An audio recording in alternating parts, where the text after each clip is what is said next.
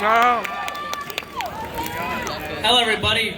So, my parents are on a bunch of WhatsApp group chats because they're Indian and that's the law.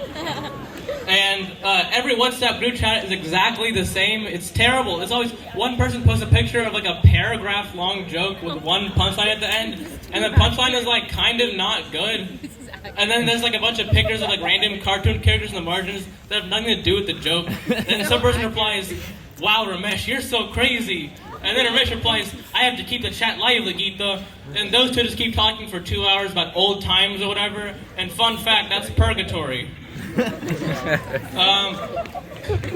watched a show called American Ninja Warrior, aka Bad Decisions, the TV show.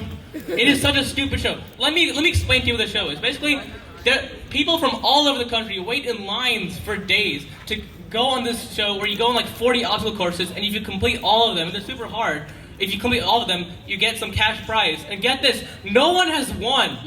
It's been on the air for 10 years, and no one has won. Why would you do something where it's physically impossible to win? That's so stupid. You're wasting all this time and effort for nothing. Who cares? It's meaningless.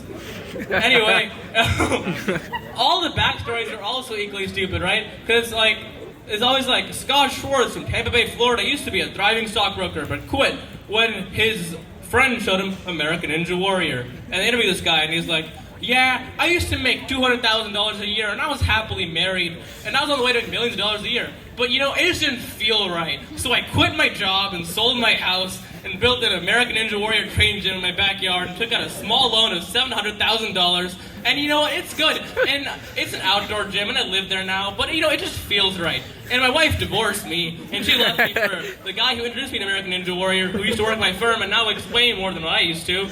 But, you know, it just feels right. And I can't wait to win that $500 cash prize." And thank you. Don't worry, it gets worse because he gets out in the first round and you lose your faith in humanity. And there's another worse show called American Ninja Warrior Jr. And on American Ninja Warrior Jr., it's just like a bunch of scrawny 12-year-olds. It's all just like, you know that one kid in your middle school who like talked about like owning a Swiss Army knife and going survival camping with his dad on the weekends? Like, it's just that one specific kid for like 500 candidates. It's great. And so I feel sorry for his parents because they're just so like internally depressed. Like, they interview them and they're like, "Yeah, you know, he used to be a star mathlete and he was very smart. He was doing very well in school. But they said, you know, Mom, Dad, I want to be an American Ninja Warrior instead." So we took him out of math camp and tutoring and put him in American Ninja Warrior training instead. And his grades are pretty bad now, but he's happy. So it's a good decision, right? Right? And they interview this kid, and he's like the most unenthusiastic person ever. He's so boring. He's like, "Yeah, American Ninja Warrior's cool or whatever. I listen to Travis Scott because I'm edgy." And then, this is, in conclusion, American Ninja Warrior represents the death of America. Thank you.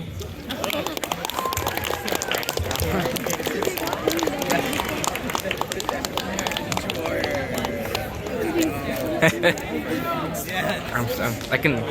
Next up, we have Senior Kismet Singh.